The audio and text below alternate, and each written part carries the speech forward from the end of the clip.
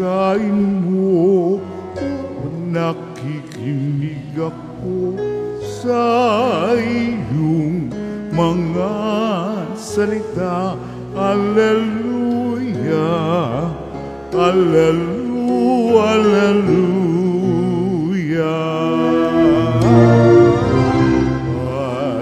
Alleluia, Alleluia. Wikain mo, o nakikinig ako sa iyong mga salita.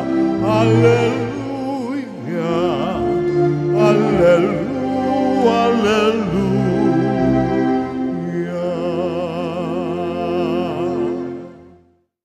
Sumainyo ang Panginoon. At sumayo rin. Ang mabuting balita ng Panginoon ayon kay San Mateo. Papuri sa iyo, Panginoon. Noong panahong iyon, sinabi ni Jesus sa kanyang mga alagad ang talinghagang ito. Ang paghahari ng Diyos ay katulad nito. Lumabas ng umagang-umaga ang may-ari ng ubasan upang humanap ng mga manggagawa. Nang magkasundo na sila sa upa na 1 denaryo maghapon, sila'y pinapunta niya sa kanyang ubasan. Lumabas siyang muli nang mag-iikasyam ng umaga at nakakita siya ng iba pang tatayo-tayo lamang sa liwasang bayan. Sinabi niya sa kanila, "Pumaroon din kayo at magtrabaho sa aking ubasan, at bibigyan ko kayo ng karampatang upa." At pumaroon nga sila. Lumabas na naman siya na mag-iikalabindalawa ng tanghali at nang mag-iikatlo ng hapon, at gayon din ang ginawa niya. Nang mag-iikalima ng hapon, siya'y lumabas uli at nakakita pa ng mga ibang wala ring ginagawa. Sinabi niya sa kanila, "Bakit kayo tatayo-tayo lang dito sa buong maghapon? Wala pong magbigay sa amin ng trabaho," sagot nila. At sinabi niya, "Kung gayon, pumaroon kayo at gumawa sa aking ubasan."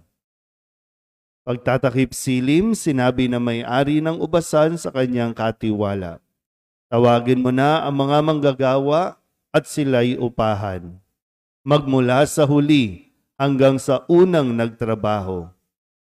Ang mga nagsimula ng mag-iikalima ng hapon ay tumanggap ng tig-1 denaryo. At nang lumapit ang mga nauna, inakala nilang tatanggap sila ng higit doon. Ngunit ang bawat isa'y tumanggap din ng 1 denaryo. Pagkatanggap nito, nagreklamo sila sa may-ari ng ubasan. Sabi nila, "1 oras lang pong gumawa ang mga huling dumating, samantalang maghapon kaming nagpagal at nagtiis ng nakapapasong init ng araw. Bakit naman po ninyo pinagpare-pareho ang upa sa amin?" At sinabi niya sa isa sa kanila, "Kaibigan, hindi kita dinadaya. Hindi ba't nagkasundo tayo sa 1 denaryo? Kunin mo ang ganang iyo at umalis ka na. Maano kung ibig kong upahan ang nahuli ng katulad ng upa ko sa iyo? Wala ba akong karapatang gawin ang aking maibigan sa ari-arian ko? O naiinggit ka lang sa aking kabutihang loob? Kaya't ang nahuhuli ay mauuna at ang nauuna ay mahuhuli." Ang mabuting balita ng Panginoon. Pinupuri ka namin, Panginoong Hesukristo. Isang mapagpalang umaga po sa inyong lahat. Tayo po ay nasa ika-25 linggo sa karaniwang panahon at atin pong inaalala ang bawat pamilya, lalo tigit ng mga Pilipinong naglalayag at mga migrante, mga seafarers and migrant Filipino workers natin, lalo na sa yung mga nasa ibang bansa po. Kung nung nakalipas sa linggo, tayo po ay pinaalalahanan na dapat tayong magpatawad dahil tayo mismo ay recipient din at tumanggap ng awa at habag ng Diyos. Pinatatawad tayo ng Diyos para nang sa ganon, matuto din tayong magpatawad sa ating kapwa. Kung hindi natin to tatanggapin at hindi natin dadamahin ang pagpapatawad na ibinigay sa atin ng Diyos, mahihirapan tayong magbigay ng pagpapatawad sa mga tao din namang nagkakasala sa atin. Kaya kung sakali nahihirapan kang magpatawad, baka sakaling makatulong ang ganun pong pag-iisip na para patawarin din ako ng Diyos.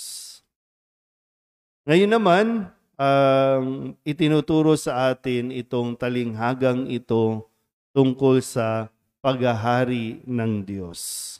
Naalala ko po kanina habang binabasa ko po ito, no, ang kwento ng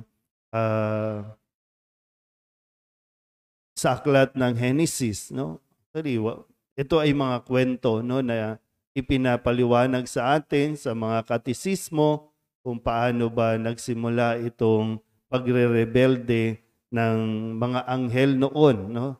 Na ngayon ay tinatawag na nga nating demonyo, Satanas, Diablo, na sila po, no, si Lucifer ay dating anghel pero nagrebelde at ayaw makiayon, no, sa kagustuhan ng Diyos kaya humiwalay, umalis na lang. Ito yung pumasok sa isipan ko, no, nung mga nagrereklamo na ito, mga unang tinawag. Naalala niyo pa ba yung ganong kwento sa atin, no? Kasi ang paghahari ng Diyos sa pamamagitan ng kwentong ito, mas maintindihan sana natin na gusto ng Diyos lahat ay magkaroon ng bahagi sa pagtatatag ng kaharian ng Diyos. Lahat gusto niya nandoon. Pero tingnan natin mabuti, ha, suriin natin. At pag nilayan ng mabuti. Sabi po dito, yung may-ari ng ubasan ay lumabas para maghanap ng manggagawa.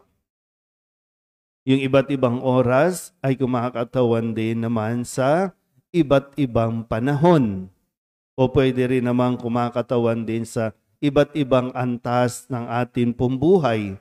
Mayroong tinawag sa murang edad, mayroong tinawag sa huling pagkakataon ng kanilang buhay na inaanyayahan. No? Lagi nandoon po yung imbitasyon na pumunta sa ubasan at magtrabaho. So, ang paghahari ng Diyos, kung gusto natin maranasan ito, kailangan natin pala itong pinagtrabahuhan. Hindi ito automatic na makukuha mo o ng kung sino man kung hindi mo ito pagtatrabahuhan. Hindi pwedeng ang Kristiyano, hindi pwedeng ang sinasabing taong may pananampalataya ay tamad. Walang ginagawa. Kailangan mong kumilos kung gusto mong makarating sa langit, magtrabaho ka. Balikan natin yung talinghaga, no? Sabi ko kanina, ito ay kumakatawan din sa iba't ibang panahon, iba't ibang antas ng ating buhay. Pero dito, sabi nga, yung unang tinawag, no? Yung unang tinawag para magtrabaho sa ubasan, ito yung mga, sa isang bahagi ng kwento, no? Para lang mas maintindihan natin. Parang ito yung mga anghel noon, no? Yung mga grupo ni Lucifer. At dahil sabi nga dito, naiinggit ka ba sa aking kabutihang loob? Kasi lahat binigyan niya ng upa pagkatapos ng gawain. Pagkatapos na sila ay magtrabaho, lahat binayaran, binigyan na yung upa, yung reward na tinatawag. Pero ayaw pumayag nito at talagang humiwalay na sa Diyos. Mahirap po kasi kapag ang pakiramdam natin dahil tayo po yung tinatawag nga na, okay, anak ako ng Diyos. So yung privilege ng tinatawag, so yung para bang akin to karapatan ko to. Dapat mas malaki yung sa akin, dapat higit yung matatanggap ko, dapat ako. Kapag gano'n na umiiral sa isipan ng tao, magiging makasarili talaga ito. Puro pakabig ang mangyayari sa tao. Paano tayo makakarating sa langit niyan? Yung gusto ng Diyos, makarating tayo lahat. At ang gusto niya, hindi lang basta, halika na, punta ka na doon. Hindi Proseso na kailangan mong ibigay ang iyong sarili. Lalo tigit, yung mga naunang linggo natin na usapin tungkol sa pagpapatawad. Walang taong hindi marunong magpatawad sa mga taong nagkasala sa kanya ang makakapasok ng langit. Tandaan po natin yung mabuti. Kaya sana po kapag hiningi ng pagkakataon, isa ito sa mga trabaho na inihiling sa atin na gawin. Kasi mahirap yun No? Mahirap. May sakripisyo na gagawin. Pero kung gusto mo makapasok ng langit, matuto tayong magpatawad. Matuto tayong magtrabaho ayon sa inihiling ng Diyos sa atin. Amen?